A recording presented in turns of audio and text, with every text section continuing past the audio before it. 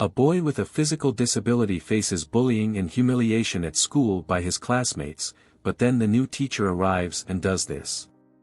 Joseph was born into a family overflowing with love. From a very young age, he felt surrounded by affection and security. His parents, Benjamin and Sandra, were extremely dedicated to their only child, providing him with a childhood full of happy and unforgettable moments. Playing in the backyard, going to the park, family time. Everything seemed perfect, and Joseph felt protected by their unwavering love. "Come on, Joseph. Time to go for a walk," Benjamin would say as he lifted him onto his shoulders, making the boy laugh with joy. Sandra, always loving, would respond, "You two are inseparable. Don't forget to come back before dinner." Laughter and tranquility were constant in that house. One day, Benjamin announced to the family that they would be taking a weekend trip. "We're going to your grandmother's farm," he said, with a sparkle in his eyes. It was a long-awaited visit, as they hadn't seen the relatives who lived in the countryside for a while. Sandra smiled, agreeing with her husband. "It'll be good for all of us, and Joseph will love seeing the animals." Excitement grew in Joseph. He loved those trips. The weekend promised to be another happy memory to cherish in his heart. However, fate had other plans. On the morning of the second day of the trip, heavy rain began to fall. "Maybe we should wait for the rain to pass before we head back," suggested Sandra, worried. But Benjamin, confident in his driving skills, decided to go ahead.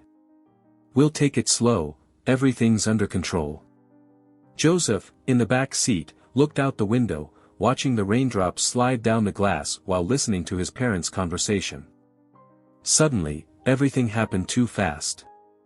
The road was slippery, and Benjamin, trying to avoid a pothole, lost control of the car. The sound of screeching tires, Sandra's desperate scream, and the piercing noise of the impact marked the moment that would change Joseph's life forever. The car flipped over several times before finally coming to a stop on the shoulder. Joseph, trapped in the back seat, felt immense pain but couldn't comprehend what was happening. Everything seemed like a blur, and his parents didn't respond to his calls. "Mom. Dad," he murmured weakly before being enveloped by darkness. When Joseph woke up, he was in a hospital. The bright white lights blinded his eyes, and the first thing he felt was a throbbing pain in his body. His Aunt Michelle's worried face appeared in front of him. "Are you okay, Joseph?" she asked with a trembling voice, holding his hand. He tried to move, but his body wouldn't respond. "What happened?" he asked, tears in his eyes, feeling a deep anguish. Michelle took a deep breath, struggling to find the words. "There was an accident, Joseph. Your parents, they didn't make it." The pain of the news was overwhelming. Joseph couldn't believe it. "No, this can't be true." The cry of pain he let out echoed through the room. The world felt like it had collapsed around him. But the physical pain wouldn't be long in coming. Days later, the doctors informed him that he would never walk again. "You suffered a severe spinal injury," the doctor explained, a sad expression on his face. "I know this is hard, but unfortunately, you won't be able to walk anymore." Joseph fell silent. The weight of all those words was unbearable. He didn't know how to react. Everything he knew had changed in a matter of seconds. With the death of his parents, the responsibility of taking care of Joseph fell to his Aunt Michelle. She was a loving woman, and even without children of her own, she did everything to raise Joseph as if he were her own son.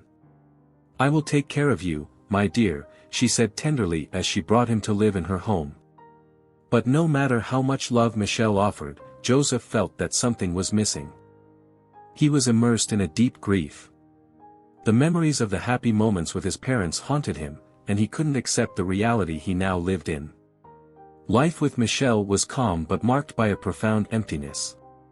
Joseph struggled daily with the trauma, both physical and emotional. "Why did this happen to me?" he asked himself every night. The new routines, learning to use a wheelchair, the constant need for help, made him feel even further away from his old life. Michelle, always patient, tried to encourage him. "You will get through this, Joseph," she said, with hope. But Joseph, trapped in his pain, found it hard to believe. He felt like a stranger in his own skin, unsure how to deal with the losses that surrounded him. His childhood, once filled with joy, had been cruelly destroyed, and he no longer knew where he belonged. After the accident, Joseph returned to school, but his life was far from what it had been. The wheelchair, which had now become part of his daily routine, seemed to create a barrier between him and the world. His classmates didn't know how to handle him, and the isolation became increasingly evident. Whispers began as soon as he entered the classroom. "Look, it's Joseph, the cripple," some would murmur. Others laughed quietly, as if the mere fact of his existence was a joke. "Hey, Joseph, how do you manage to run a marathon?" teased Paul, one of the crueler boys in the class. Joseph, head down, pretended not to hear. But the comment stung. He didn't want to be different, but everything around him made sure to remind him of it. "Aren't you going to respond? Or do you need someone to push you here?" The laughter echoed through the room as Joseph tried to focus on his tasks. Every day at school was a struggle. The bullying wasn't just a matter of mockery, it was a constant humiliation, something that slowly eroded the little self-esteem he still had. During recess, things got even worse. While the other students played in the yard, Joseph stayed in a corner, watching from a distance. He wanted to join in, but he knew he would be rejected. "If you try to play tag, we're going to need a tow truck for you," said Daniel, earning laughter from his group. Joseph tried to distance himself as much as possible, but the words always reached him. The school, which had once been a place where he felt safe, was now a real battlefield. Everything changed at the beginning of a new semester when a new teacher was introduced to the class. His name was Thomas. The students were curious, having heard rumors about him, but no one knew exactly what to expect. "I heard he's really strict," whispered Sharon, one of the students, while the others waited for his arrival. When Thomas finally entered the classroom, the noise ceased almost instantly. To everyone's surprise, he was also in a wheelchair. The silence in the room was absolute, and curious glances quickly turned toward him. Some students exchanged looks, and Joseph, at the back of the room, felt a mix of relief and anxiety. He was no longer the only wheelchair user there, but what would that mean? However, Thomas seemed oblivious to the heavy silence that had settled in. He approached the front of the classroom with a calm and confident demeanor. "Good morning, everyone," he began, his voice firm and assured. "My name is Thomas, and I will be your new math teacher this semester." He paused, observing the class with a serene gaze. There was no rush in his words, and he clearly wanted to ensure he had everyone's attention before continuing. "Yes," he said, noticing the curiosity in the students' eyes, "I use a wheelchair. But that has no bearing on how I will teach you." Some students raised their hands as if they wanted to ask more, but Thomas continued before anyone had the chance. "Let's make one thing clear right from the start. What really matters in this classroom is what we're going to learn together. My job here is to teach math, and yours is to learn and give your best. The fact that I'm in a wheelchair doesn't change that in the slightest." Thomas looked around, meeting the eyes of each student. "I am a demanding but fair teacher. I want you to give your best just as I will give my best. I'm not here to make anyone's life easier, and I don't expect anyone to make mine easier. We're going to work hard, and we'll all come out of here better for it." Some students were still a bit confused, waiting for a moral lesson or some motivational speech, but Thomas simply maintained his practical and straightforward approach. "If at any point someone here has questions about the content, I'm available to help. What I expect is commitment. It doesn't matter if you're sitting in a wheelchair, in a regular chair, or standing. What matters is the attitude you bring to the classroom." At that moment, Paul, one of the boys who frequently made cruel jokes, raised his hand and, with a somewhat sarcastic expression, asked, "Teacher, do you think you can teach us to be as fast in our chairs as you are? Thomas stared at the boy for a few seconds, but instead of showing any sign of irritation, he calmly replied, Paul, what I can teach you is to solve quadratic equations, understand theorems, and be the best student you can be. If you want to learn that, we're on the right track. As for the chair, don't worry. My skill here is with numbers, not with racing. Thomas's dry and direct response left Paul taken aback, and he quickly lowered his head. The room, once filled with suppressed laughter, was now silent. Joseph watched everything from afar, unsure of how to feel. Thomas hadn't mentioned Joseph's name or his wheelchair even once, and in a way, that was a relief. He didn't want to be put in the spotlight again. Thomas continued the presentation, not stopping for the curious looks he was still receiving. So, as I was saying, what I expect from you is dedication and respect. This is a classroom, and I believe everyone here is capable of learning. But for that, you need to be willing to put in the effort. There will be no easy rides. If you're willing to give your best, I'll be here to ensure you have all the tools to understand the material. Otherwise, we will have problems. And I'm not here to waste time. Are we clear? The students, still somewhat stunned by Thomas's firm and practical tone, nodded in agreement. No one dared to say anything. The expectation that he would give a big speech about overcoming obstacles or something similar had not materialized. Instead, Thomas had made it clear from the start, he was there to teach, and that was all that mattered. Now, let's get to the point, he said, grabbing the eraser and wiping the whiteboard clean. Can anyone here tell me what they remember about quadratic equations? Let's start by reviewing where you left off. As the lesson began, Joseph felt something new. He couldn't quite explain what it was, but for the first time in a long time, he didn't feel like the center of negative attention. Thomas had done what no other teacher had, he treated him as an equal, without focusing on his wheelchair or what it represented. Maybe things were starting to change. Recess was always the most dreaded time for Joseph. While everyone rushed to the yard, forming groups to talk and play, he preferred to isolate himself in a corner, away from the glances and laughter. He felt small, fragile, and avoided any confrontation with his classmates, who seemed eager to turn his pain into a spectacle. But that day, Joseph wouldn't have a choice. Joseph was trying to maneuver his chair to get closer to a shady spot, seeking a bit of peace, when Paul, Daniel, and two other classmates approached, forming a circle around him. Look who's here, the marathon runner. Paul teased, his voice dripping with sarcasm. Joseph tried to ignore him, but Daniel continued, I wonder if we push you, will you go faster? Joseph shrank away, trying to avoid the boys' gaze, but it was impossible to ignore them. Leave him alone, Paul. Maybe he can't run, but at least he can be the class mascot, another boy chimed in, drawing laughter from the group. Joseph felt tears welling up in his eyes, but he held them back with all his might.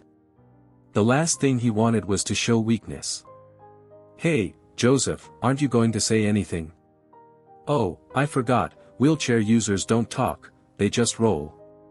Paul continued, laughing loudly as he pushed Joseph's chair backward, nearly causing him to lose his balance. Joseph tried to move away, but they kept surrounding him, shoving him back and forth as if he were a toy. Come on, say something, man. Or do you need help even for that? As the boys mocked him, other students watched from a distance, some laughing while others simply pretended not to see. Joseph was trapped in that circle of humiliation, powerless to react. It was at that moment that Thomas's figure appeared in the distance, watching the scene for a few seconds before deciding to intervene. Thomas quickly rolled up in his chair, his expression serious. What's going on here? He asked in a tone that immediately cut through the boys' laughter. Paul and Daniel, caught off guard, froze as they realized the teacher's presence. Nothing, sir, we were just messing with him, Paul replied, trying to disguise it, but Thomas wasn't fooled. Messing with him? Is that what you call this? Thomas raised his voice, and the authority in his tone silenced all the students around. Do you think it's funny to push someone in a wheelchair? To mock someone for a condition they didn't choose? Where's the humor in that? Explain it to me. Daniel, trying to maintain his tough guy stance, took a step back, but Thomas didn't back down. I want to hear it. I want you to explain to everyone here what's funny about humiliating someone. Would you do this to me? Paul. What do you think? Paul stammered, unable to keep up the act. No, sir, we were just. Thomas interrupted him, now with an even firmer tone. You were just what? Trying to feel bigger by making someone feel smaller. Let me tell you something, Paul. There's nothing brave or funny about what you're doing. This is not a joke. This is cowardice. The other students watched in silence, Paul's face now completely flushed with embarrassment. If you think being in a wheelchair makes someone less capable or less deserving of respect, you're completely mistaken. And I won't tolerate this kind of behavior in my school, in my class, or anywhere. Thomas turned to Daniel, who was standing with his arms crossed but clearly uncomfortable. Daniel, you like math, right? I think you do because you always participate in my classes. Now tell me, what's the logic in acting this way? What kind of example are you setting for others? Do you think this is how people will respect you? Daniel lowered his head, lacking the courage to respond. Thomas took one last look at each of the boys, who were now visibly ashamed. I want you to think carefully about what you're doing. Today it was Joseph, tomorrow it could be any one of you. And you wouldn't like it. Thomas then pointed to the exit of the yard. Now, get out of here. And I hope this never happens again. You do not have the right to treat anyone this way. And, Joseph, if you need anything, I'm here. The boys quickly walked away, heads down and still burning with shame. Thomas waited for everyone to disperse before turning to Joseph, who was looking at him with a mix of gratitude and surprise. Are you okay, Joseph? Thomas asked, his voice now softer but still serious. Joseph just nodded, at a loss for words to thank him for that intervention. After the confrontation in the yard, Joseph felt different. It wasn't just the relief of being defended but something bigger. For the first time, he felt that someone really saw him beyond the wheelchair. Thomas hadn't treated him like a victim, but as an equal, someone worthy of respect and consideration. The next day, Joseph arrived at school with a mix of nervousness and gratitude, unsure whether to thank Thomas or just continue as always. When the bell for math class rang, Joseph headed to the classroom, and to his surprise, Thomas called him over before starting the lesson. Joseph, could you come here for a moment? Joseph approached slowly, still hesitant. I wanted to know how you're doing, said Thomas, looking directly into the boy's eyes. Yesterday wasn't easy, and I know you're going through a lot. Joseph shrugged, trying to appear stronger than he felt. I'm okay, sir. Thank you for yesterday. Thomas nodded, recognizing Joseph's attempt to downplay the situation. Look, Joseph, I know it's hard, but I want you to know that you're not alone. I know exactly what it's like to go through this, believe me. Thomas then began to share a bit of his story with Joseph. When I was younger, I also had an accident, just like you. I was helping my dad on a construction site when a structure collapsed. I was trapped for hours until they rescued me. And when I woke up, the first thing I heard was that I would never walk again. Joseph listened attentively, absorbing every word.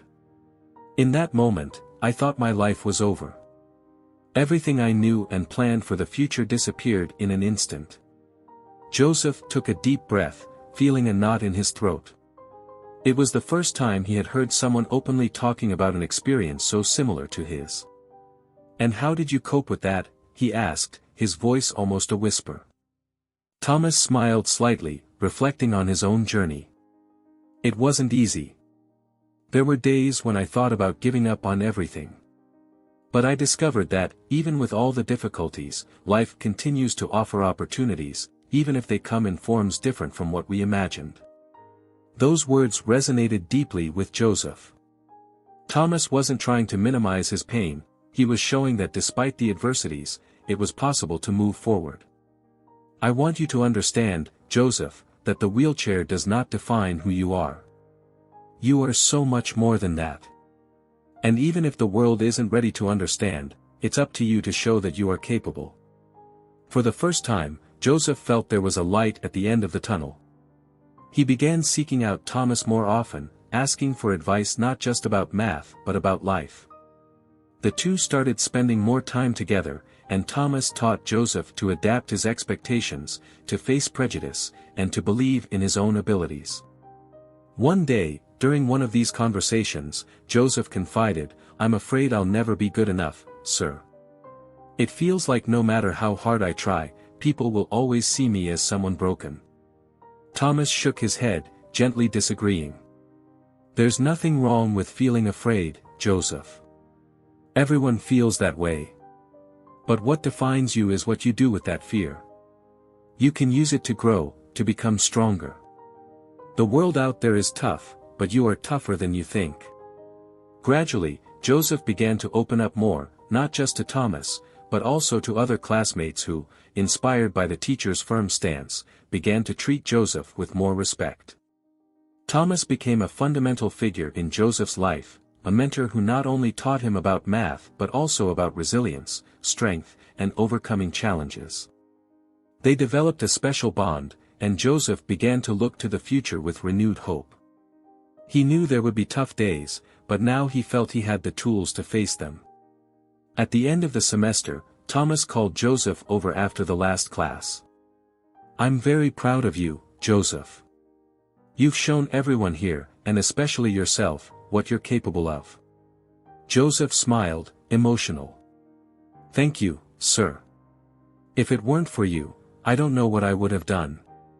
Thomas shook his head. "You've always had that strength inside you. I just helped you remember."